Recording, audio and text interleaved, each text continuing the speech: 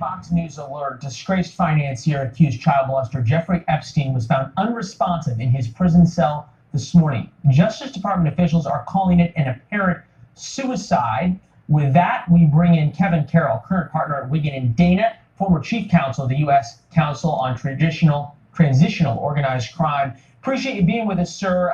Boy, there are a lot of conspiracy theories on this one floating around the internet, especially given some of the names that were dropped yesterday as being part of Epstein's world, and perhaps even in worse vein than that. You believe any of them, or should we just believe in incompetence that he was allowed to commit suicide? Leland, thanks for having me on.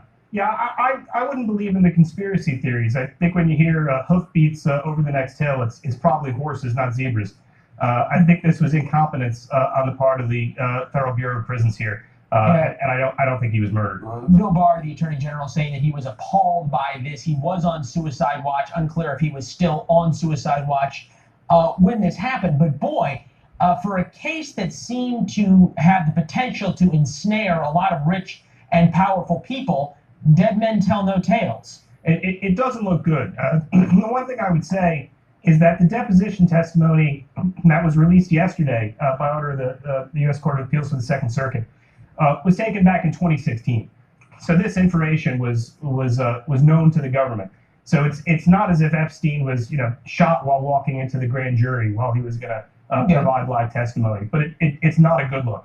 You think about some of the names that were put out in that grand jury testimony. This by a self-described victim saying essentially that Epstein pimped her out to a number of very rich and powerful people who are innocent until proven guilty.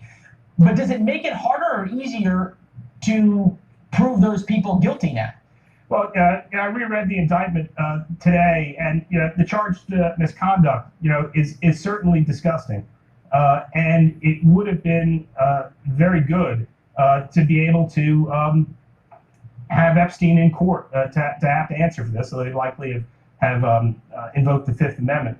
But there's still ways that they can go after this. There's the physical evidence from the execution of the search warrant on his townhouse, which now nobody will have the standing to challenge the admissibility of it. So that's out there. So if conceivably you are a person in Epstein's orbit, or you're representing a person, I should say, in Epstein's orbit, who may have participated in some unsavory activities, of which it seems as though a lot of unsavory activities went on in his orbit, are you more worried or less worried with this news? I'm still worried. What I'd be looking at is three things. One, there's a Department of Justice Inspector General investigation going on into the plea deal that was reached back in 2008. Two, I would assume that there'll probably be civil suits against Epstein's very large estate by the victims, and there'll be all sorts of civil discovery involved in that. And then three, looking at the indictment that was issued this year by the Southern District of New York, they list employee 1, employee 2, employee 3, other associates.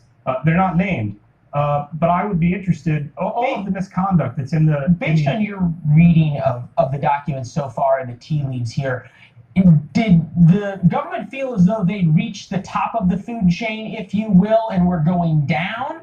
Or were they trying to go up from Epstein on the food chain, or at least out to a circle of friends, not just enablers? What it struck me as was being a very bare bones indictment. That I think the government probably knew more than they were letting on. So absolutely, they could have been trying to get Epstein to flip and give up a bigger fish. One thing I'd be interested to know is the date stamp on some of the child pornography that was discovered in his house and made in his house, and whether that would solve any statute of limitations issue for going against people that were involved in this conspiracy.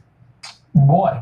The investigation continues, as you said, believing competence rather than conspiracy. Here the FBI is now investigating this, which is unusual, to say the least. Kevin, appreciate your insight, sir. Thank you. Thanks so much, Leland. Good to see you. Kristen?